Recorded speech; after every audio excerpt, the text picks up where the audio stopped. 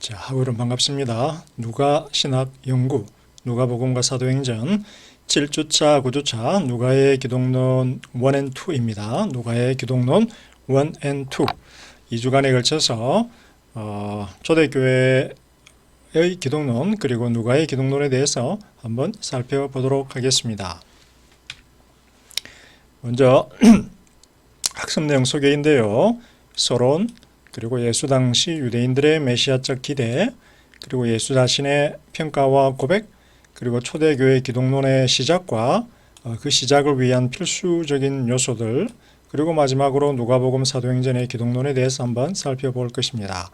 아마도 7주차에는 이 두 가지 내용을 자세히 다루게 될 것이고요. 8주차 중간고사 기간을 쉬고 9주차에 저희가 나머지 3개를 좀 더 상세히 다뤄보도록 하겠습니다.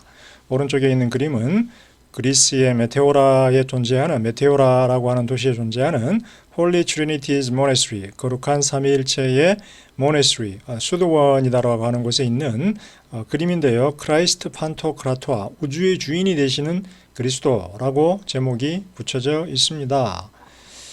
그래서 책을 들고 계시고 발판을 깔고 계시네요. 의자에 앉아 있고 이에수스 크리스토스라고 적혀 있습니다. 위에는 뭔가요? 데오스인가요? 잘 보이지가 않네요. 여기 보면은 발에 십자가 못자국이 보이네요. 그죠? 좀 특이하게 못자국이 보이고 뭔가 좀 이렇게 자국이 보인다라는 게 좀 특이해 보입니다. 자, 서론입니다. 서론에는 4가지 내용을 제가 간단하게 담아 보았습니다. 첫 번째, 새로운 시대를 이끌 인물들에 대한 제2성전 유대인들의 기대. 제2성전이니까 첫 번째 성전 솔로몬이 세운 성전이지요. 성전이 587년 BCE, 기원전 587년에 파괴가 되고 70년 후에 한 517 정도가 됐을까요? 그때 이제 두 번째 성전이 건설이 됩니다. 그리고 나서 기원 후 70년 로마인들에 의해서 파괴될 때까지 이 기간이 바로 제2성전 시기입니다. 예수님이 오시기 전까지죠. 이때 유대인들은 아수르, 그 다음에 바벨론, 그리고 페르시아, 그리고 로마에 의해서 그 다음에 그리스가 중간에 있죠. 그리스 그리고 로마에 의해서 통치를 받아왔습니다. 그 700년에 이르는 외세에 의한 압제를 경험했기 때문에 제2성전 시대 유대인들은 굉장한 고통을 겪었고 신학적인 어떤 그런 갈등을 경험을 했습니다. 왜냐하면 그들이 주장하고 믿는 바는 바로 하나님이 우리의 왕이라는 것입니다.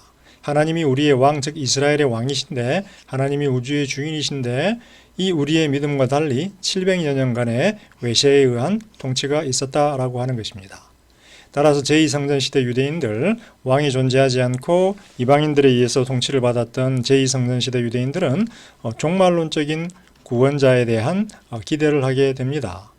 하나님이 직접 관여하실 것으로 주의 날에, 두려운 날에 하나님이 직접 관여하실 것으로 선지자들이 많이 예언을 했고요.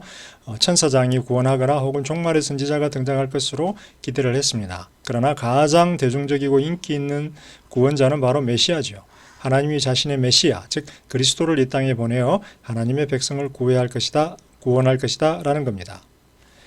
초대교회의 예수 이해에서는 이 모든 인물들, 즉 메시아적 카테고리들이 한 분 예수에게 집중됩니다. 모든 메시아적 기대가 예수에게 적용이 됩니다. 왜냐하면 그들에게 예수는 하나님이 이 땅에 보낸 유일무이한 메시아였기 때문입니다.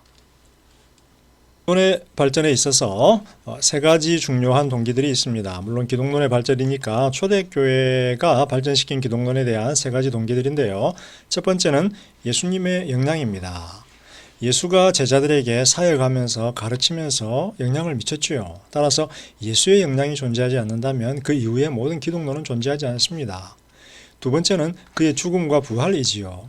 예수가 죽고 끝나버렸다면 아마 기독교는 존재하지 않았을 것입니다. 그러나 그가 죽고 부활함으로써 무언가 새로운 시대가 열렸다라고 하는 놀라운 의식이 생겼고 새로운 시대가 실제로 성도들의 삶과 교회를 통해서 발생했습니다. 그래서 예수의 영향이 어느 정도 있었고 이렇게 예수의 부활을 경험한 그들의 어떤 그런 신앙과 이해는 이렇게 띄게 됩니다.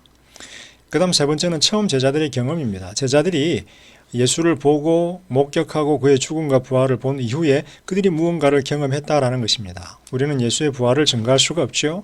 죽음도 보지 않았습니다. 그러나 제자들의 경험이 기록을 통해서 우리에게 증거되고 있습니다. 부활한 예수의 능력, 즉 주 예수의 능력, 그 다음에 그의 높아진 지위에 대한 증거를 그들이 전해주고 있고요. 그들이 체험한 성령을 통해서 그들의 감동이 그대로 우리들에게 전달되고 있습니다. 자, 이 세 가지 동기들은 굉장히 중요한데요. 역사적인 예수와 부활한 주 예수 그리스도 간의 연속성과 비연속성의 문제에 굉장히 중요한 영향을 미칩니다. 무슨 말이냐면 어떤 학자들은 역사적으로 살았던 예수는 그냥 나사렛에서 살았던 선지자와 같은 한 인물에 불과하다라고 이야기합니다. 하나님의 아들이 아니고 주 예수 그리스도도 아니라는 거죠.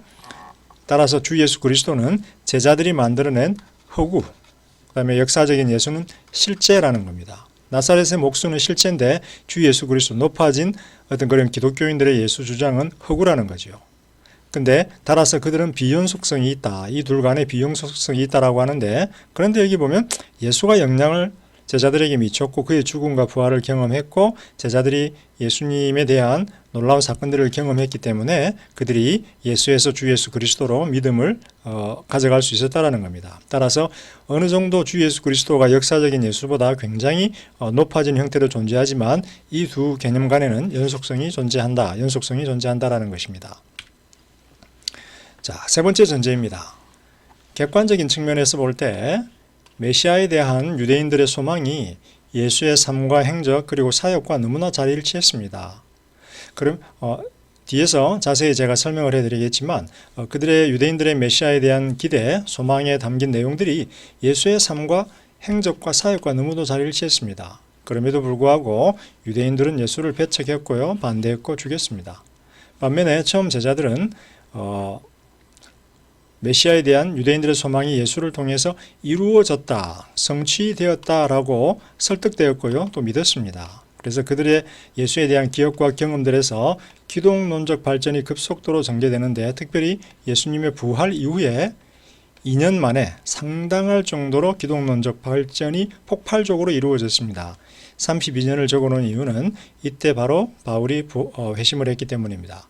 바울이 회심하기 전에 이미 기독론은 엄청날 정도로 2년 동안에 발전했다. 폭발적으로 부활 이후에 발전했다라는 겁니다.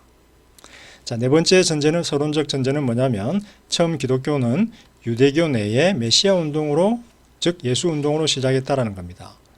기독교는 유대교를 대치하는 새로운 종교가 아니라 유대교 내에서 예언된 메시아가 예수다라고 하는 주장을 통해서 유대교 내의 메시아 운동으로 시작을 했습니다. 따라서 그들은 유대교 속에 속했고 유대교의 일부분이라고 믿었고요. 그러므로 구약성서의 해석을 통해서 자신들의 새로운 믿음을 표현하고 입증하려 했습니다. 앞에서 제가 굉장히 여러 번 강조를 했죠. 따라서 그들은 구약성서에 대한 유대인들의 해석학적 세계를 먼저 차용을 했고요. 점차로 새로운 기독교 해석 모델로 전환을 했습니다. 그래서 기독론적 해석 모델이 초대교회가 유대인들의 해석학적 세계를 근거로 발전시킨 어떤 그런 성서 해석 방법입니다. 따라서 율법서보다 예언서를 더 초대교회가 선호했다. 그죠? 유대인들은 율법서를 선호했지만 초대교회는 예언서를 선호했다. 왜? 이사야와 왕에 대한 시편들과 같은 책들을 예수에 대한 예언으로 그들은 믿었기 때문입니다.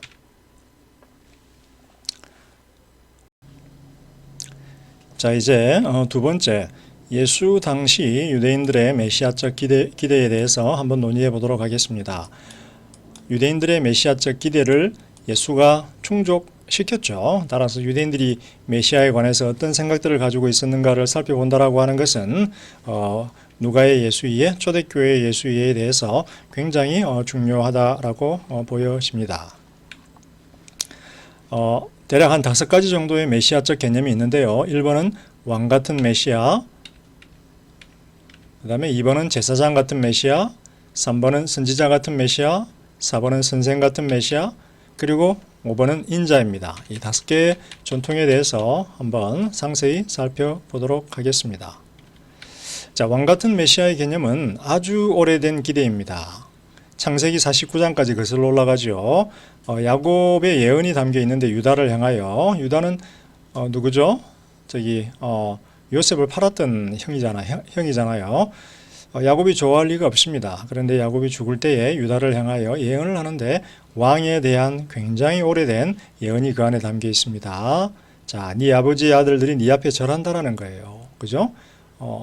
네가 제일 높은 자가 된다라는 거죠. 유다는 사자 새끼라는 거예요. 사자는 전통적으로 왕을 상징을 하죠. 그죠? 웅크름이 숫사자 같고 암사자 같다. 누가 그를 범할래? 그 다음에 규가 유다를 떠나지 아니한다라는 겁니다. 규는 바로 통치자의 지팡이를 의미하죠. 통치자들이 들고 있는 그 지팡이가 바로 규지요. 그래서 유다의 자손들이 다 통치자의 지팡이, 즉 유다 지파에서 왕이 나올 것이다라고 하는 야곱의 예언이 담겨 있습니다. 그 다음에 언제까지? 실로가 오시기까지 그에게 모든 백성이 복종한다라는 겁니다. 모든 백성이 복종한다. 왕에게 복종한다라는 거죠. 실로는 굉장히 뭐랄까 좀 신비한 인물인데요. 평화의 왕이라는 뜻입니다. 평화의 왕. 그래서 살렘으로부터 오는 왕이라는 뜻이고요.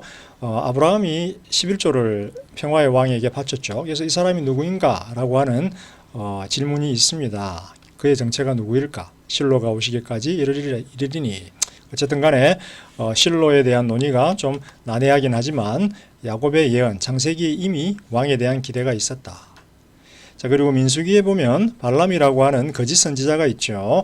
발람이 발락을 위해서, 발락 왕, 이스라엘을 공격하는 발락 왕을 위해서 예언을 합니다. 돈을 받고. 근데 발람이 예언하는 중에 본인의 의도와 상관없이 이스라엘에 대한 저주가 아니라 왕에 대한 예언을 하게 됩니다.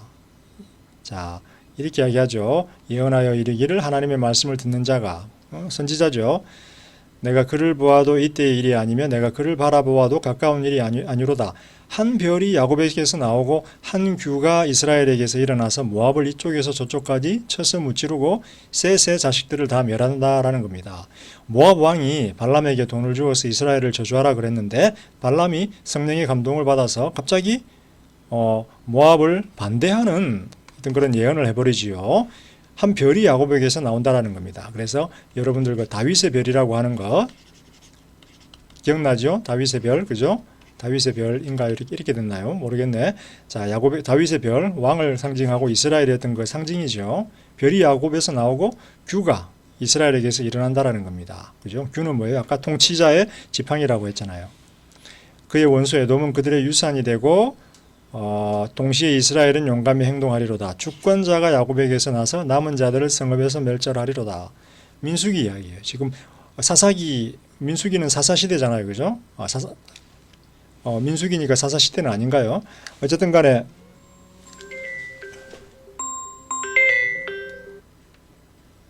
발람이 어쨌든 간에 굉장히 지금 사사시대 전이죠. 사사시대 전에 지금 이미 왕이 등장하기 수백 년 전에 왕에 대한 예언을, 주권자에 대한 예언을, 야곱의 별, 이스라엘의 통치자에 대한 예언을 발람이 하고 있다라는 겁니다. 이 두 본문은 구약에 등장하는 이스라엘의 왕에 대한 고대의 예언이 되겠습니다.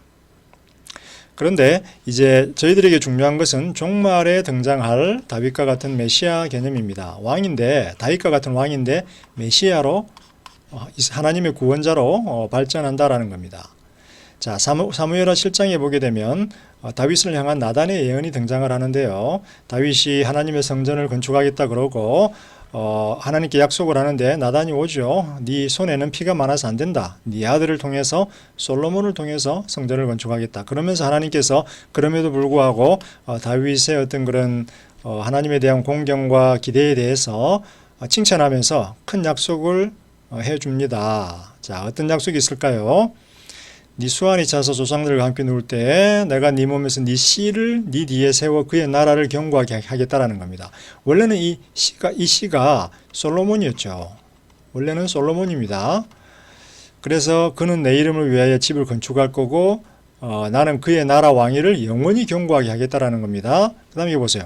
나는 그에게 아버지가 되고 그는 나에게 아들이 된다. 하나님이 이스라엘의 왕을 자신의 양자로 삼아서 하나님의 아들이 된다라는 거예요. 즉 하나님의 아들입니다. 그래서 하나님의 아들이라는 용어는 바꿔 말하면 이스라엘의 메시아라고 하는, 하나님의 메시아라고 하는 용어와 동등한 의미를 가지게 되죠. 이 부분은 시편 2편 7절인데 세례시에, 예수님이 세례시에 이 음성이 하늘에서 들려오지요. 자, 네 집과 네 나라가 내 앞에서 영원히 보존되고 네 왕위가 영원히 경고하리라. 즉 나단을 통해서 하나님이 다윗에게 영원한 왕위에 대해서 약속을 해주셨어요. 그런데 제2성전 시대 한참 시간이 흘러간 다음에, 수백 년이 흘러간 다음에 제2성전 시대 이스라엘의 현실은 뭔가요? 왕이 없습니다. 왕이 사라져버렸죠. 그런데 하나님의 말씀은 영원한 왕위에 대한 약속이 있어요. 이것은 그들의 믿음이죠. 그래서 더 이상 솔로몬은 가버렸기 때문에 이 씨는 솔로몬에 대한 약속이 아니다 라고 유대인들이 해석을 하게 됩니다. 이 씨는 누구일까요? 현재 왕이 없는 현실이지만 종말의 때에 결국 하나님께서 자신의 메시아를 보낼 거다. 영원한 왕인 메시아, 다윗 지파에서 나온 영원한 왕인 메시아를 보내주실 것이다 라고 종말론적으로 기대하게 됩니다. 그래서 이 본문은 하나님의 메시아와 그의 영원한 왕국에 대한 중요한 본문으로 유대인들에게 이해가 되었습니다. 자, 시편 2편 1과 7절 제가 방금 언급한 요건데요. 여기 보세요. 시편 2편 이렇습니다. 어찌해서 이방 나라들이 분노하는가? 세상의 군왕들이 나서며 관원들이 기와하여 여호와와 여호와의 기름 부음 받은 자, 메시아죠. 기름 부음 받은 자, 메시아고 왕입니다. 대적하며 우리가 그들의 맹것을 끊고 그의 결박을 벗어버리자 한다. 그때 주께서 그들을 비웃으시고 그때 분을 바라며 진노하사 그들을 놀라게 하여 이르기를 내가 나의 왕을 내 거룩한 산 시온에 세웠다 하신다라는 거예요. 내가 누구예요? 하나님이죠. 여호와 하나님께서 나의 왕을, 여호와께서 세우신 여호와의 왕을 내 거룩한 산 시온에 세웠다라는 거예요. 즉 메시아 왕, 기름 부음 받은 자를 세우겠다라는 거예요. 내가 여호와의 명령을 전하노라. 여호와께서 이르시되 너는 내 아들이라 오늘 내가 너를 낳았도다. 요거죠.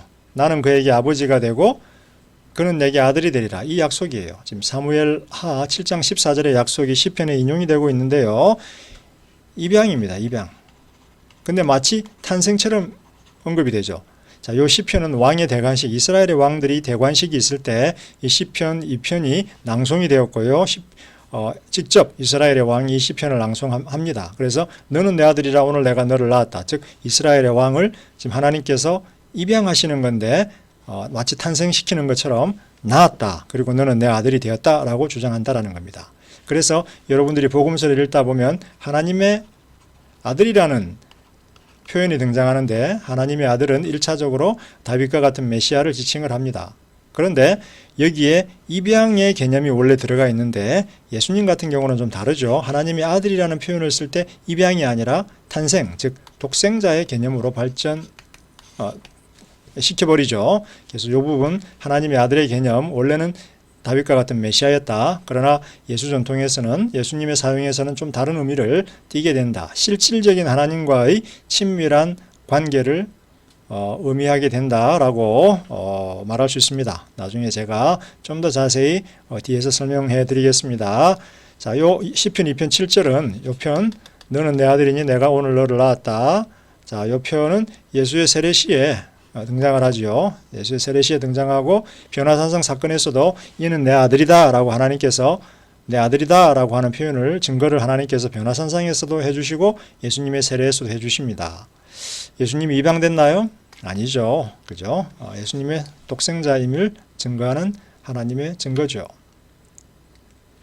자, 이제 왕이 없는 현실 속에서 왕같은 메시아, 영원한 왕위를 누릴 왕같은 메시아가 다윗과 같은 메시아로 제2성전 시대에 발전하게 됩니다.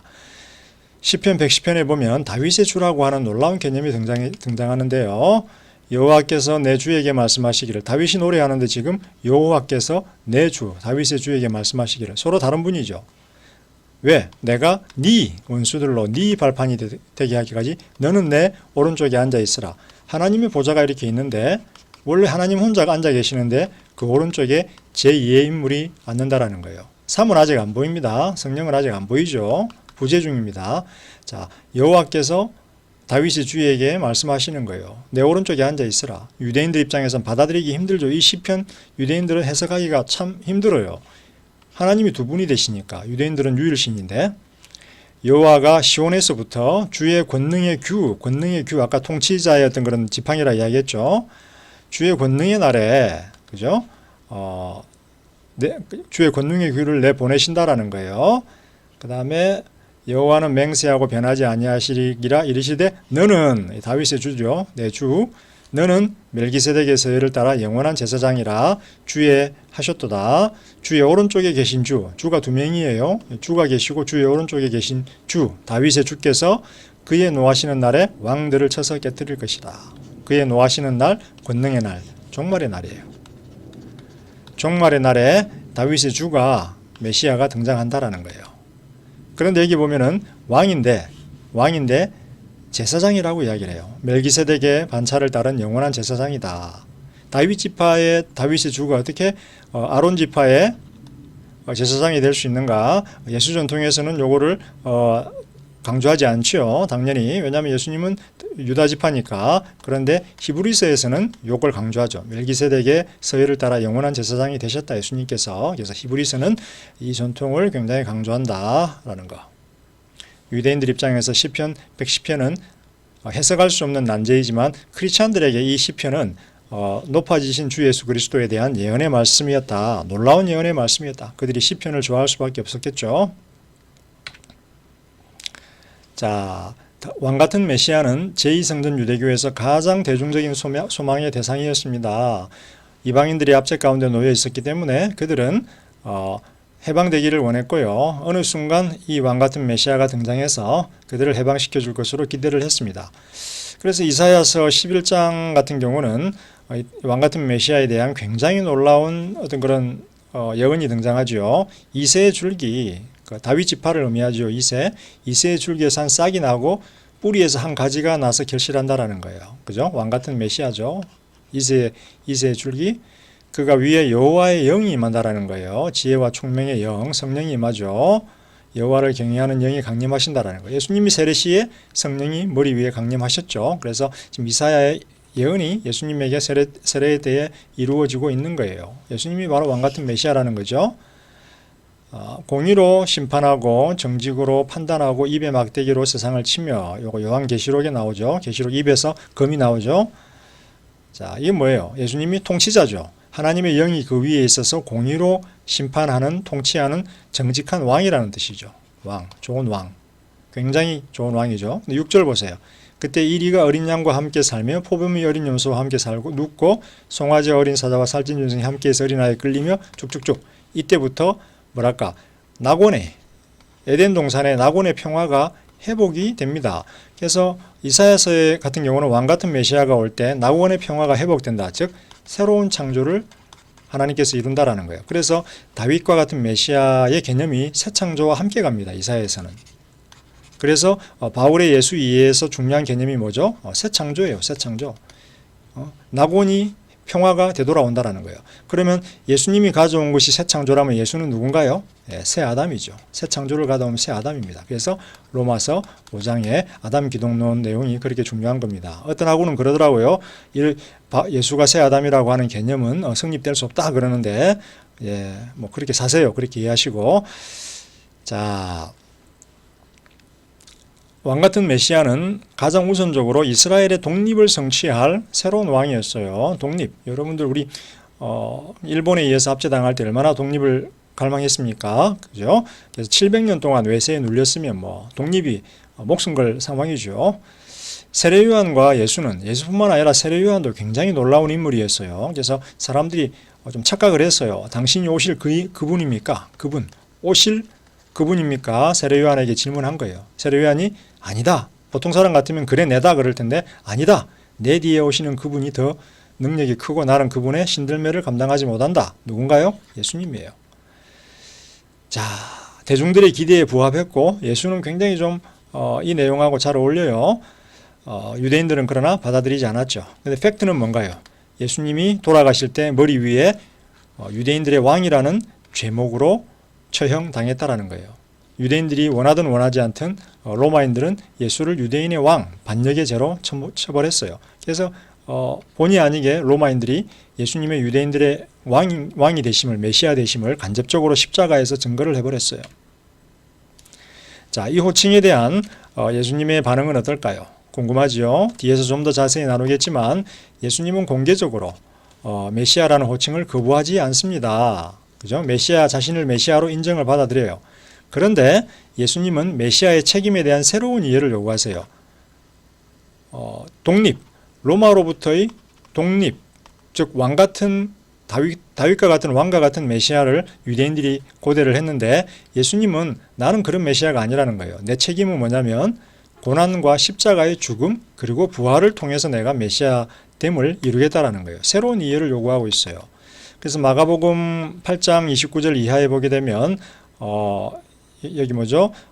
예수님께서 제자들하고 자신의 정체에 대해서 질문을 합니다. 베드로가 대답하여 이르되 예수님이 물으시죠. 너희는 나를 누구라 하니? 베드로가 대답하되 주는 그리스도십니다 하니까 예수님께서 아무에게도 말하지 말라, 공개적으로 공개하지 말라라는 건데 부인을 안 했어요. 그죠? 부인을 안 했는데 공개적으로는 말하지 말라라는 거예요. 왜? 인자가 등장하죠. 나중에 설명할게요. 고난을 받고 죽임을 당하고 그 다음에 사흘 만에 살아나야 부활해야 할 것이기 때문이다라는 거예요. 너희들이 생각하는 그리스도의 책임과 행적과 내가 생각하는 그리스도의 책임과 행적이 다르다라는 거예요. 그러니까 알리지 말고 기다리라는 거예요. 왜? 이 모든 죽음과 고난과 부활이 끝난 다음에야 너희가 나의 그리스도됨에 대해서 제대로 알 거라는 거예요. 이게 바로 메시아의 비밀이죠. 자, 해결된 문제입니다. 박사과정 논문 쓸 필요 없어요. 이미 해결된 문제예요.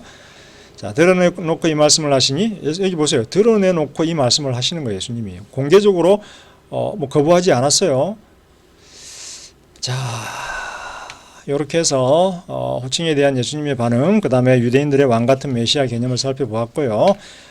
이어지는 동영상에서는 제사장 같은 메시아에 대해서 한번 살펴보도록 하겠습니다. 시간이 되었기 때문에 첫 번째 동영상을 여기서 마무리하고요. 두 번째 동영상에서 여러분 만나도록 하겠습니다.